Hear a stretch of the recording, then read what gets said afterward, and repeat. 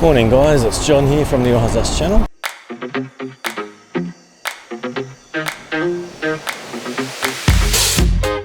Welcome to another episode. I'm an Aussie living in Nagoya, Japan. Been here for about 14 years. Although the first time I came to Japan was on a working holiday visa back in the late 90s. That was in Osaka.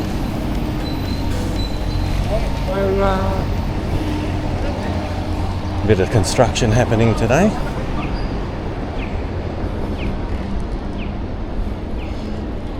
This over here is the Ōsu area, or Yabacho.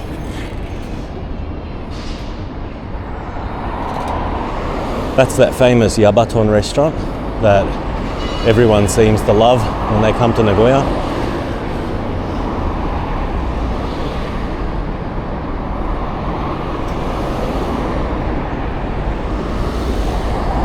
They sell something called misokatsu,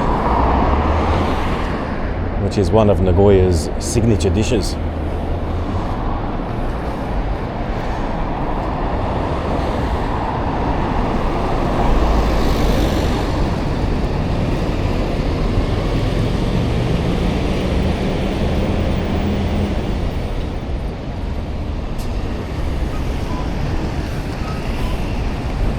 As you can probably tell, it's a beautiful day. Sun's out, not a cloud in the sky.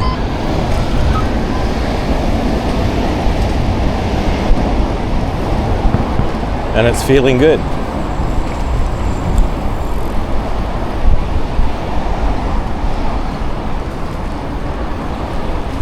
Oh look, some hydrangea.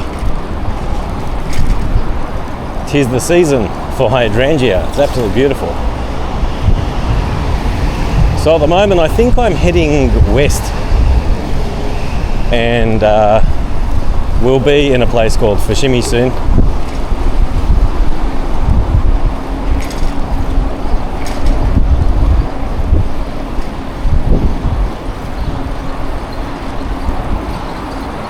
I'm thinking whether or not I should go into Ōsu and show you the Shotengai.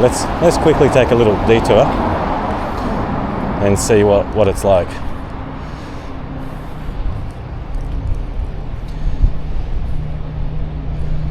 I think I might switch to the road. There we go. That footpath's a bit narrow, and narrow footpaths are not made for cyclists.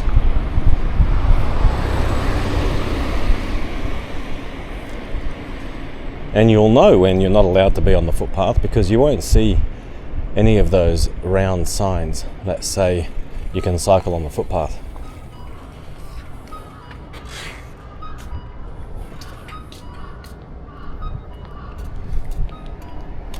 This is a very unique traffic signal here. You can probably see, I'm not sure if you can see, I hope you can, but there are 4 signals, one facing each way.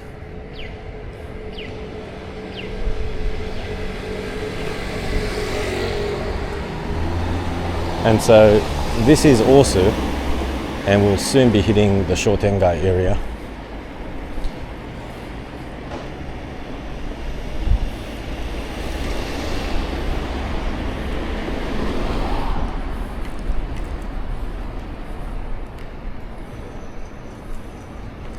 I'm not sure what the car behind me wants to do, but it's nice to see that everyone's driving safely. Okay, so this is the Shotengai. Well, there's a couple actually, but you can see there's like no one here. Look at this. At this hour, the shops are still closed. It's just before 9:30 in the morning, and even though a lot of businesses open up at around 9 or 10 in Australia, in Japan it's kind of like, you know, a lot of places open at 10 or 11. And that's one thing that's actually kind of hard to get used to as an Aussie, is that coffee shops open up really late over here in general. There are a couple. Luckily I found one in Nagoya. There's a few actually. But there's one that I like going to every now and then, which you'll know of if you follow me on X, or I might have posted about it on my YouTube feed as well before. But there's a place called LMS, which is close to Tsurumai Station, or what's the other station around there? Maybe Kamimazu, but that's a bit far. I think Tsurumai is probably closer. But there are a few places. So I'll quickly do a U-turn and I'll take you back, because it's an interesting view here. It's really nice. And yeah, so coffee shops in Australia, they open up at about, early places will open up at like 5 a.m. And one of the reasons that they do that is because there are so many tradesmen in some areas. A long time ago, I actually used to work in a coffee shop back in Sydney. That's going back, maybe over 20 years. And so that place used to open at about 5 in the morning, and I used to start work at 6 over there, and it used to be quite busy. See, I don't know if that kind of dynamic exists in Japan. So it's like, maybe it's not a thing here. If it was, I'm sure they'd be open. The other thing is as well, you have a lot of convenience stores in Japan wherever you go. So, and convenience stores actually offer reasonable coffee. It's not like the best in the world or anything. Can't expect that for 120, 130 yen. But it is good enough, like it does the job. And they're open 24/7. So that makes me wonder, is that one of the reasons why they don't have a lot of coffee shops that open early in the morning here? It's a lifestyle thing, and I don't know, like with the tradesmen, I think they're happy enough with the convenience store coffees. But yeah, in Australia, it's not unusual to see coffee shops opening up at like 7 in the morning or 6 in the morning or 5 in the morning. 5 in the morning is kind of unusual maybe, but there are places that do open that early. There used to be a place called Darlinghurst, I think it was. What was the name of that shop? I forgot the name of it. But it was run by an old Italian guy, and that place was like 24/7. It was insane. I don't even know if that's there anymore, but very, very nice place, great coffee.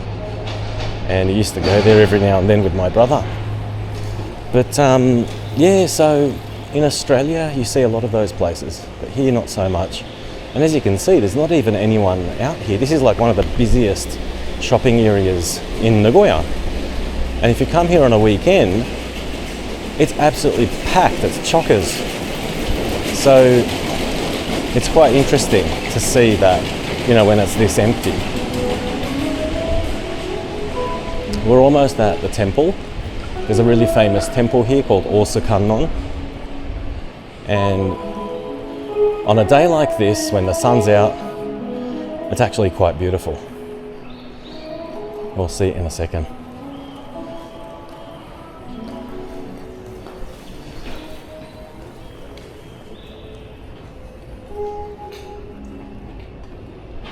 That's just to my right, and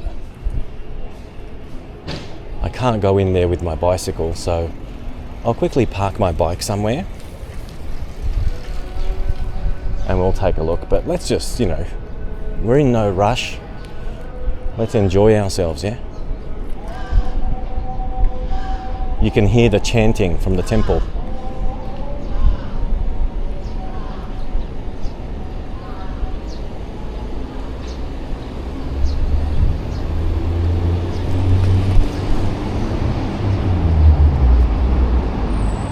These parking areas here are paid parking, and it says so on the signs. And there's two types of paid parking when it comes to this kind of bicycle parking.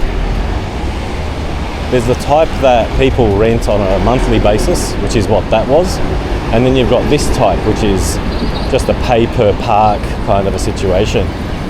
Now, we'll have a quick look at the sign, but I'm pretty sure this is one of those places where it's free for a bit. See, it's free for 60 minutes. which I think is a great system. It kind of encourages people to use one of these places instead of just abandoning their bikes in front of the temple or whatever. So I'm just going to find a spot. There's a good one.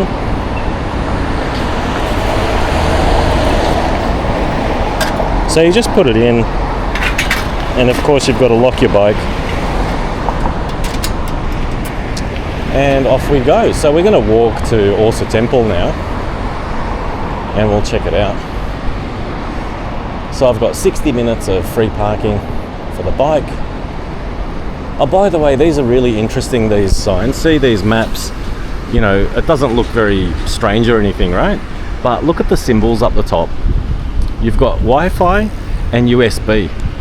And when these things came out, I was like, where's the USB? And I figured out they're on the side here, and I noticed one of them was locked the other day. But can you see that? There's a little USB port in there. So if you're ever stuck in Nagoya, or probably in other places in Japan as well, I'm guessing that these exist in other places too, look for that symbol, USB, and you can probably, if you have a USB-A cable, make sure that you know which cable it is. It's the USB-A, the large rectangle one. I don't know if you can see it, but you'll be able to charge your phone. What's this place? Fortune teller, Uranai. There you go. Just in case you need your fortune while you're on the go. But let's keep going. It's a nice day, really nice day today. There's a cool breeze.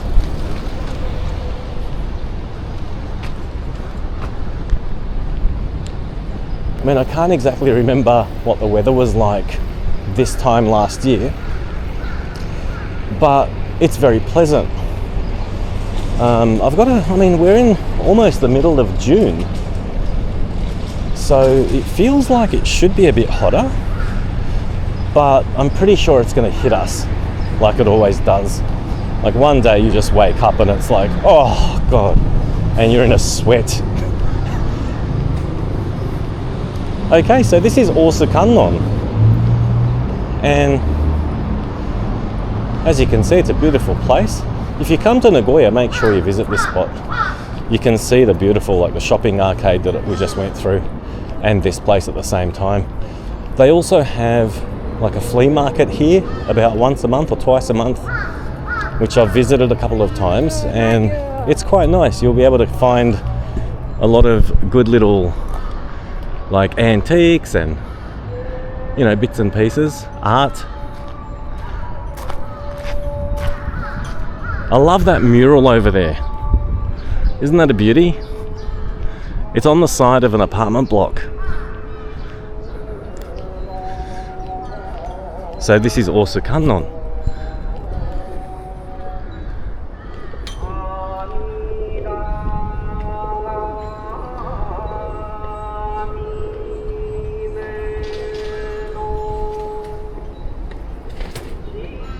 Isn't it peaceful?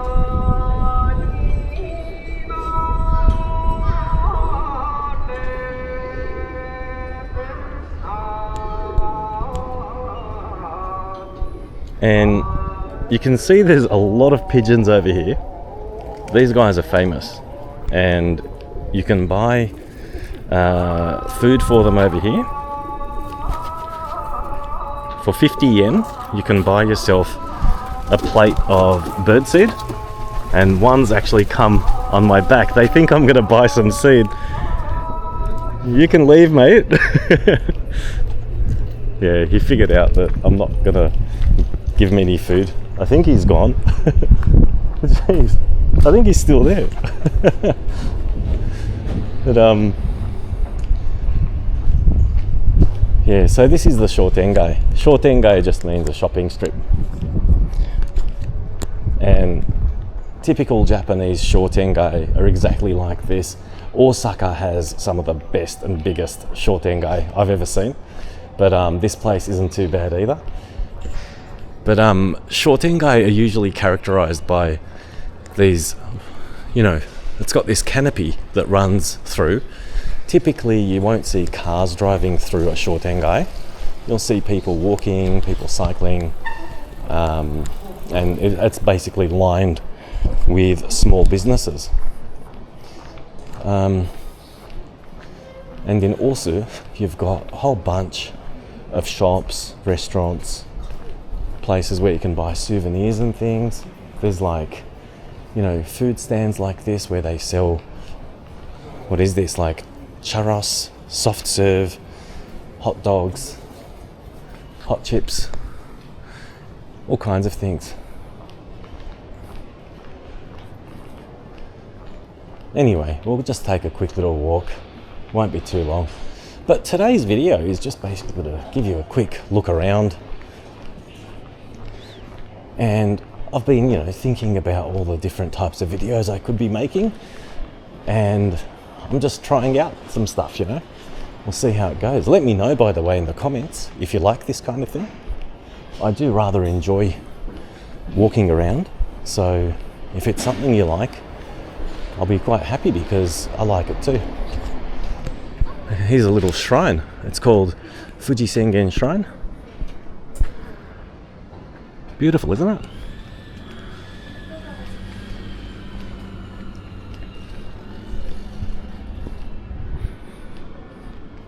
Look at that horse.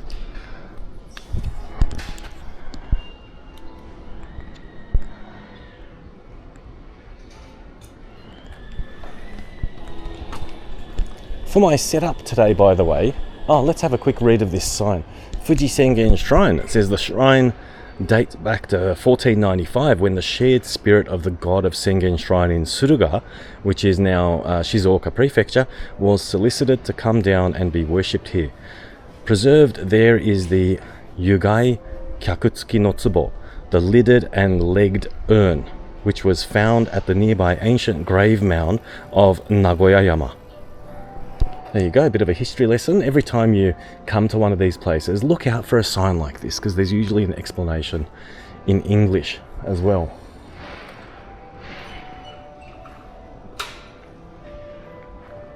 And isn't it beautiful how it's just, you've got this piece of ancient history amongst all this commercialized shopping area, all these shops. That's one thing that I wish we had a bit more of in Australia, But to be fair, we do have a lot of nice heritage buildings in Sydney. I'm not sure about the rest of Australia, but Sydney does actually do a pretty good job of maintaining its heritage buildings. Oh look, there's a church over here, that's Ōsu Church.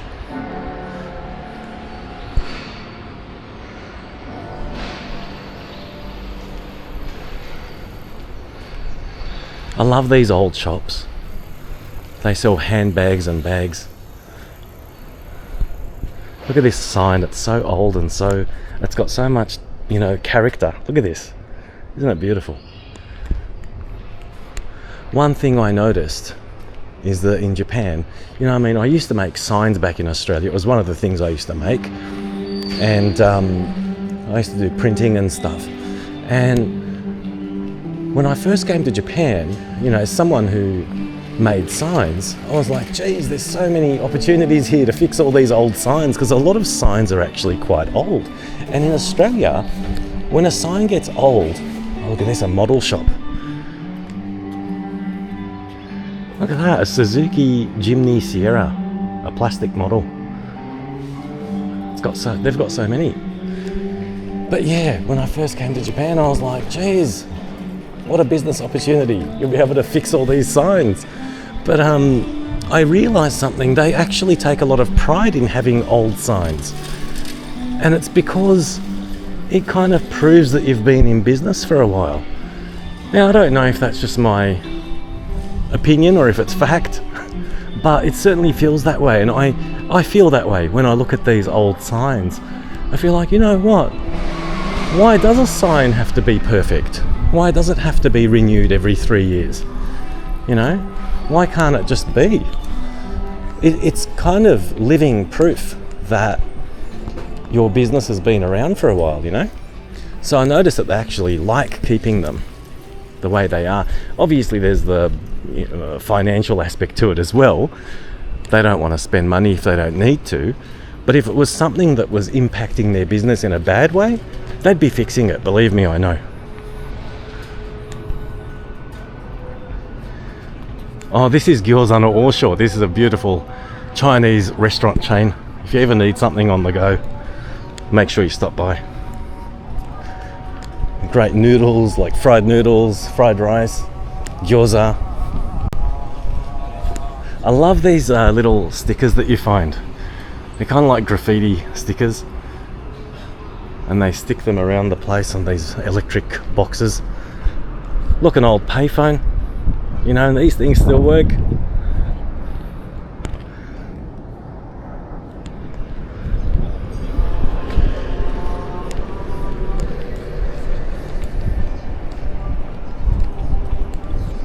Good old vending machines. Japan wouldn't be Japan without vending machines everywhere. Guys, if you remember, I did a episode about addresses in Japan. Now, this is an interesting sign that shows you how the address system actually works. So this is Nichome, so the second kind of a block, and then 25 or area, and then 25 is like the next section, and then within that you've got little lot numbers, and these are like the house numbers, but as you can see there's no kind of street name. It's kind of just, they're numbered like it's a grid, and they're not necessarily in order. Like it goes 1, 2, 3, 4, 5, 6, 7, 8, 9, 10, 11, 12, 13, 14, 15. So far we're in order, but it zigzags, you know, it's not like it just goes in a straight line.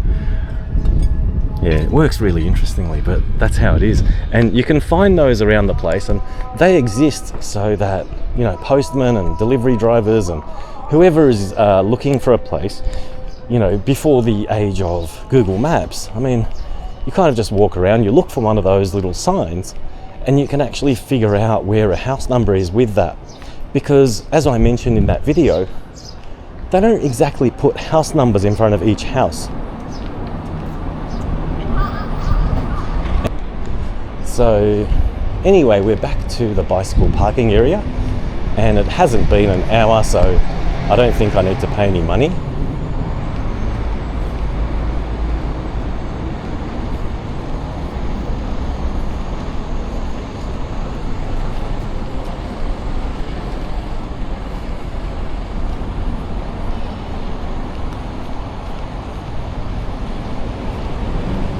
It can't get more convenient than this, you know. Just being able to cycle,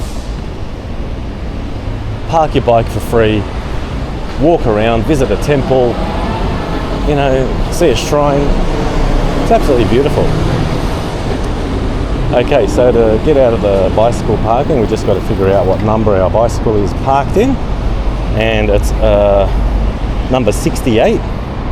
So you go over to the machine and you punch in your number, so 68, and you hit Seisan. Oops.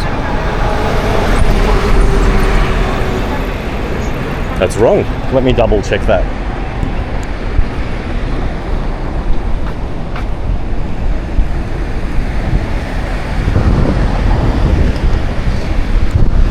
No, it does say 68. That's weird. I thought maybe it's not registered, but it is locked. Let's try that again.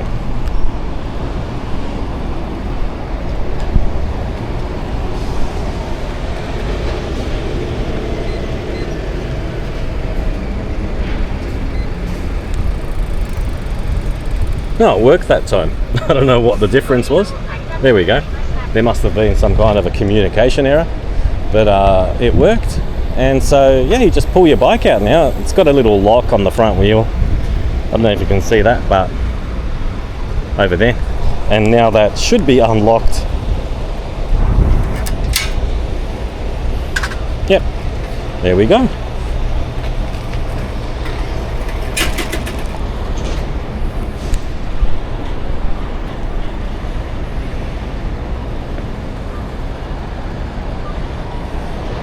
Okay, it's time to head back, and that means it's time for word of the day. Today's word of the day is going to be Shotengai, which is shopping strip or shopping district, and they're all over Japan, and you'll enjoy them definitely. So make sure you always look one up wherever you go. If you enjoyed the video, please make sure you like it to support the channel. Subscribe if you haven't subscribed, and share the video with your friends if you have any friends who are interested in this kind of content. Also, if you're keen to support the channel in other ways, you can check out the description in the video where I have some links and other information for you. Thanks again, and I'll see you at the next video. Bye for now.